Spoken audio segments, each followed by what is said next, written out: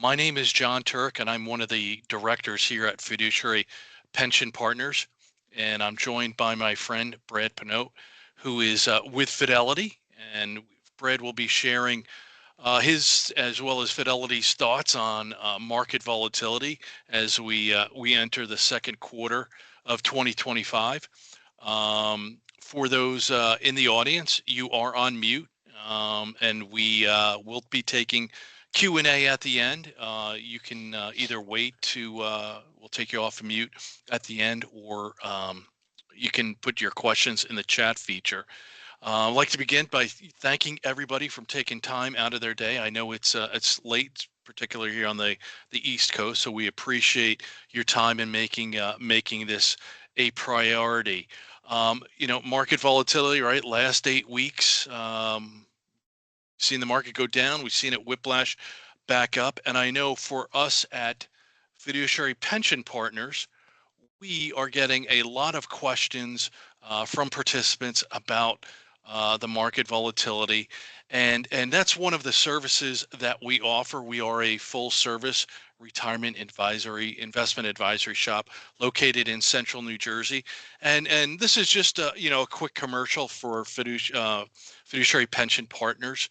I apologize for those that are joining us for the first who have joined us in the past. I know this might be redundant, but for those that are new, we are plan design experts, right?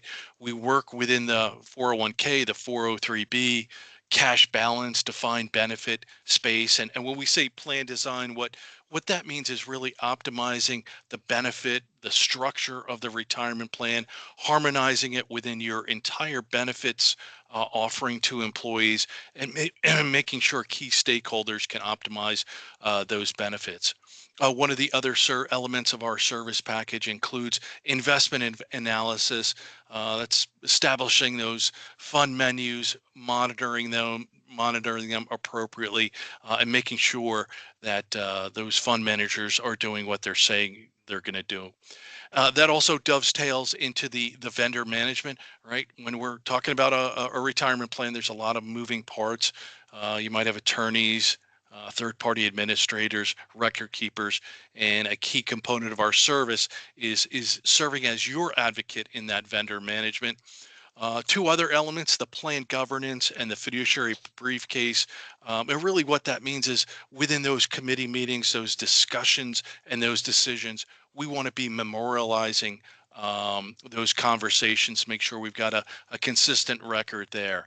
And then like we talked about at the beginning, the employee education, right? This is a key component of what we do, working with participants, employees, helping them understand the retirement plan, how it works, and how can they optimize that. And like I said, we've had a lot of discussions around market volatility. So Brad, maybe it's you're the show here. So let me turn it over to you. We get a lot of questions on market volatility, and we'd love to get yours as well as Fidelity's perspective on maybe what the market might look like on a go forward basis. You bet, John. Well, thanks a lot for the opportunity. I appreciate it. And perhaps we could start right off with slide number 3. Should be the next one. I appreciate that, and thanks for being my DJ here as we go through it. So starting off with this, the concept of volatility, and for those of you, ladies and gentlemen, certainly I haven't met you. I've been at Fidelity 27 years, and literally the first day on the job, we talk about volatility in the markets. And the way we always think about volatility here at Fidelity is it's omnipresent, right? It's always part of financial markets, certainly on a day-to-day, week-to-week, even month-to-month basis. The price of equities, right, stocks, and the market of stocks typically responds to headlines, right? News media headlines. It's very emotional. Let's face it, right? People like to make money, but on paper, if you're losing money, it gets even more emotional. And sometimes that emotion feeds on itself. So we'll talk a little bit more about volatility and how to quantify it here in a moment. But I wanted to start off with this because to me, this really summarizes the pathway forward, at least over the next several months, really up until September, as to how we should be thinking about the financial markets. And I'm using these 3 alliterations to kind of make this memorable. One is constructive and cognizant. So Fidelity is highly constructive, even to this day, like literally today. We're highly constructive on the fundamentals of the economy, that being the labor market, and the fundamentals of the actual market, right? Corporations, their earnings doing well. So think about what I just said. We're constructive on people gainfully employed, making money, spending it. If enough people are doing that, then we should see companies generate better revenues, margins, and earnings. And that's exactly what they've been doing. And the reason why we focus so much on the earnings is because the earnings tend to dictate what stock prices do over a long period of time. And to seek out investment objectives such as retirement, this really makes sense because over a long period of time, if you're investing in the right basket of companies, you're going to make money, and certainly you're going to be rewarded with the power of compounding. With that being said, we are cognizant that there is some complacency in the market. Now, day to day, this matters. Intermediate to long term, it doesn't really matter at all, John, right? As we know, because complacency just means that the stock market is priced, I would say, in an elevated manner. And of course, uncertainty is still high. So the way I'm thinking about this is we're constructive on one hand, but we're also fully aware that we could continue to see some downside volatility over the summer as we continue to talk about tariffs, for example. Obviously, there's a big tax plan that is looking to get passed here through Congress. We're certainly going to talk about inflation, talk about labor as well. What's the Fed Reserve going to do? What deficits and debt look like? There's a long laundry list of some of these observations that we're making, and you put them all together, they're most likely going to evoke a continued amount of uncertainty. Now, with that being said, for long-term investment objectives, expect and embrace. Expect that downside volatility, and I would be embracing it because over a long period of time, and I always think of long period, at least 3 years or more. So, even if you're in retirement, to me, you hopefully have a long life ahead of you. So even if you're in retirement, you still have more than 3 years, right? Hopefully until you're no longer around. But then of course, if you're younger and not in retirement, then you have a very long period of time. Downside volatility, while it might appear challenging in the near term, it truly is an opportunity because you're buying equities on sale. That's why dollar cost averaging, deferring on a regular basis, right? Trying to increase that deferral, obviously all things that John's well versed in. That makes a lot of sense because especially if you have that downside volatility, you don't know when it's going to come. You certainly don't. So you just invest in a discipline and regular cadence, and that tends to be the very best approach. And then perspective and patience. I love these words. Keep perspective on the curiosity of what makes the market tick. So for example, tariffs could be a potential negative. Taxes should be a potential positive, right? At least that's how we've seen it in years past. And I always like to end with this quote, this too shall pass. This is very true. I mean, think about even what was happening a month ago. It seems like that is past. Now it's still with us, but at least the very worst situation with China and some of these other trading partners, just thinking about trade and tariffs, do seem to be behind us. Now, if we could, thank you so much, John. This particular area, I'm only going to focus in on two, and I'll focus in on the fourth and fifth bubble. That's potential tax reform and trade policy. What we're looking at here is the agenda for this administration. Now, that's not the scope of this discussion to go deep in any of these, but consider this administration has some big, big plans, and it's going to take a lot to get them all executed, and of course, executed with the right, let's just say, ending in mind. And I focus in on taxes and trade because these are the two that we're going to hear a lot more about throughout the summer into the fall. And as I mentioned, as challenging as trade policy may appear, the taxes should appear to be a bit more favorable, and that should benefit both corporations and the employees they employ, and of course that of households. So as I think about this balance, this to us is something that we are certainly looking forward to. So the next slide, if we look at this, this is what I like to call scenario analysis. This kind of speaks to being constructive yet cognizant, because at Fidelity, we're constructive, so we don't see a recession in 2025. The labor market's, quite frankly, too strong for that. So no recession. But that doesn't mean that the economy is just going to soar higher. We really have to wait and see what these tariffs will do and what costs might be and how long they stay in place. There's still more questions than answers when it comes to that topic. So therefore, Fidelity's base case for the economy here in 25 is one of a stagflationary environment. You might have heard of that word before. Stagflation is a combination of two words. It defines the economic environment that is stagnant. So it's growing, but perhaps below trend. That's not an awful thing, but it's certainly not growing above trend, and it's not negative. So, kind of middle of the road, but it's an environment that's stagnant while also inflationary. So think of it this way: economic growth decelerates and inflation accelerates. Now, what's the problem with that? Well, there's no big problem with it, but what it does force us to do is understand that interest rates will probably remain higher for longer because inflation could be higher for longer.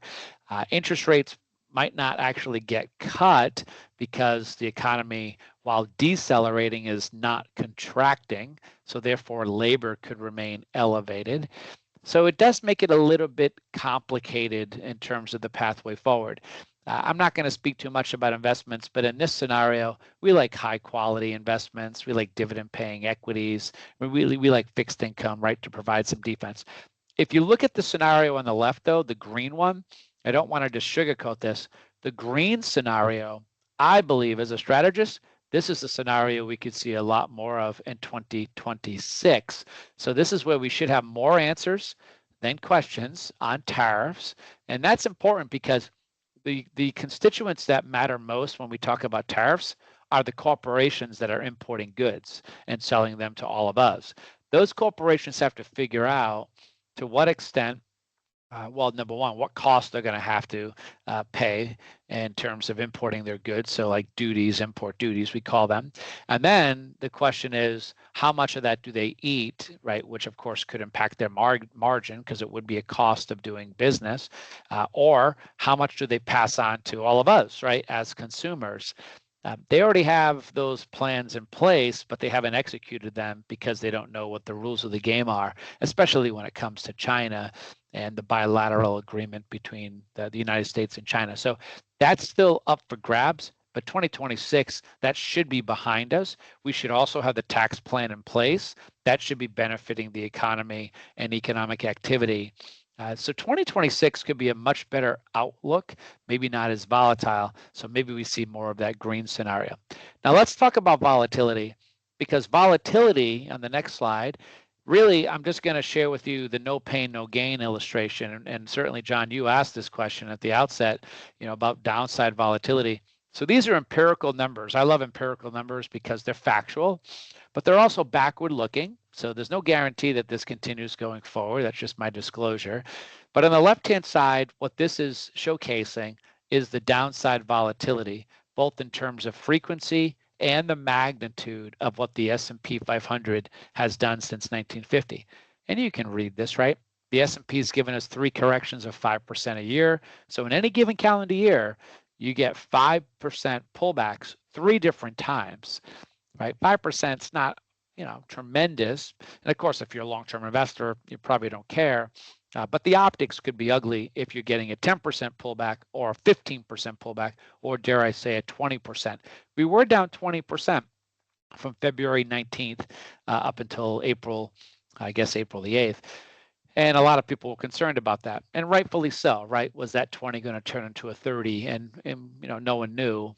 But I bring this up because this is what I call the admission ticket to investing. So on the right-hand side, you'll see on the top right, 11%.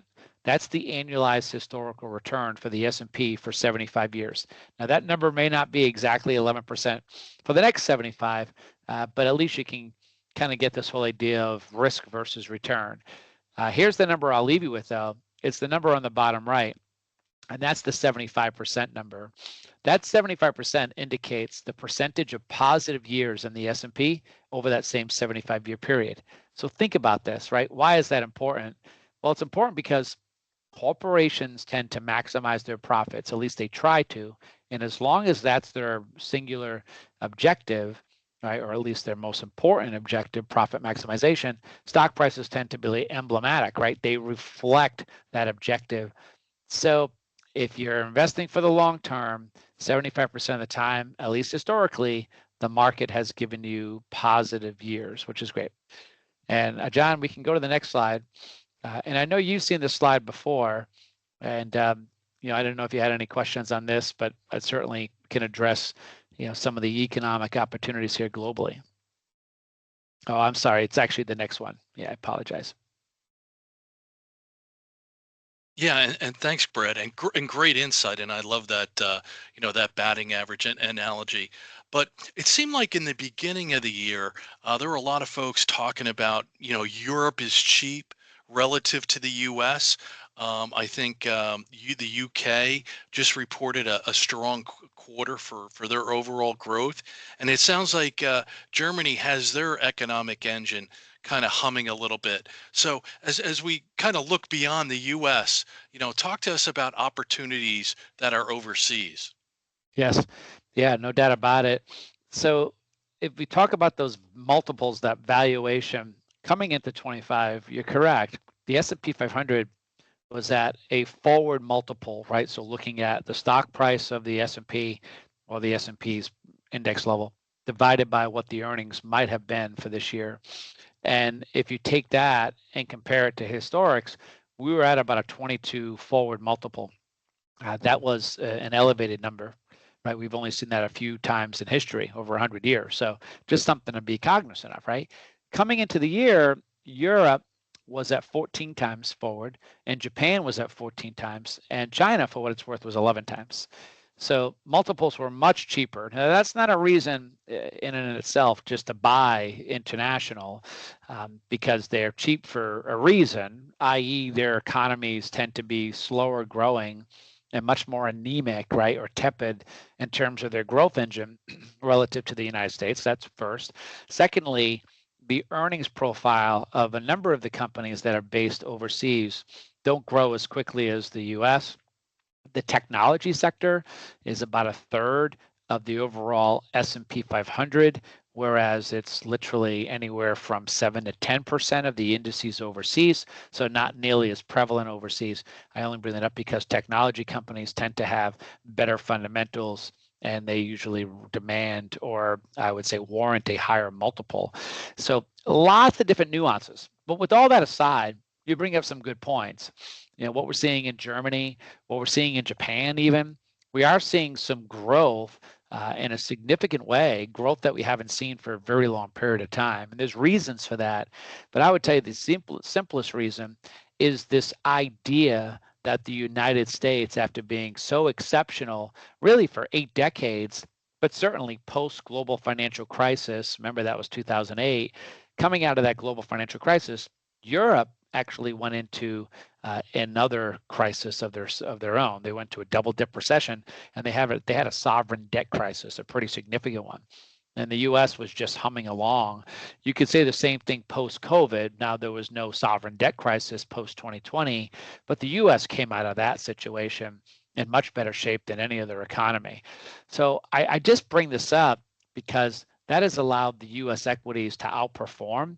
And now that you have a president here that's tossing around the idea of changing the global world order when it comes to trade, and maybe a little bit more protectionist and isolationist, which he's not the first president to do this, but he is the first president in about half century to do this, 80 years or so.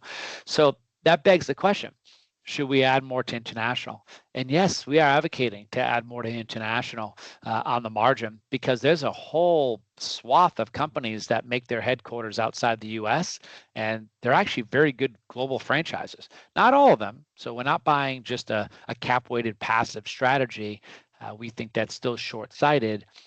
But we do believe there are a number of companies that are warranted.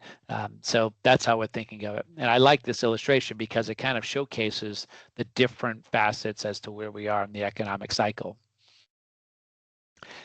If we look at the next slide, though, John, this one here, there's a lot going on, but it's pretty basic. What I'm just showcasing is on the left-hand side, I'm showcasing that personal consumption expenditures, or if you will, consumption has been above trend. If you look at that dash horizontal line, that's the pre-pandemic trend. And this obviously was bouncing a lot during COVID, but you can see it's still elevated. And that's important because consumption is everything, especially for the US economy. 70% of our economic vitality is based on consumption. On the right-hand side, though, what you'll see is the green line showcases that unemployment claims, which are so important for people to spend money, right? It's hard to spend money if you're unemployed, of course. You can see when that line is low, that bodes well for the health of the economy, and it is historically low. Really right back to where it was pre-pandemic. And then you'll see that blue line on the right-hand side. This is just showcasing that consumers are not very happy. So it's measuring satisfaction. We call it consumer expectations. But as I like to say to my friends and colleagues here at Fidelity, even unhappy consumers are consumers. So sentiment is pretty historically bad, but yet people are still spending, and that's important, obviously, for the economy. And to me, why that's still happening is a lot of that personal consumption expenditure, about 80% of it is services, right? And not as much goods. So if people want to go out to the restaurant, if you want to go to a sporting event, you want to take an airplane, flight somewhere, services are the biggest engine for the U.S. economy. People, even if they're unhappy, they're still going through their daily lives, right? So that bodes well. And great information there. And that you had a slide earlier that talked about the different market corrections. I think it was a 5% 3 times in a calendar year. Yep. And this kind of reiterates that, but you think back to the invasion of Ukraine and COVID. We have been through this, right? And we've bounced back. And this is a slide that I love. And maybe if you could spend a couple of minutes, talking about these hits to the economy, the global economy, and just the resilience of it. I agree with you. That's why we're going to end on this one, because maybe we didn't save the best for last, but to me it is the best. It's easy to understand. It pops off the screen. And John, you've been doing this a while. I can tell you this tariff tantrum was one of those situations where the unprecedented word tends to come up time to time, right? This is unprecedented. We've never seen anything like this before. And if you look at this list, I mean, some more than others, but every one of these was unprecedented, right, in the heat of the moment. The acute uncertainty level for each and every one of these environments that you see here in the screen at the time. And I started at Fidelity in '97. So Asian financial crisis. So, all of those, I lived through them. And I can tell you the markets tend to do what? They tend to sell off exceptionally. And, again, makes sense in the heat of the moment. But what I will tell you is this green line represents the S&P 500. And I'll leave this audience with two numbers. The first number is the annualized return since 1980, since this goes back to New Year's Day, 1980. The annualized return is almost 13%. Up until this past April, 13%. Now, here's the more important number.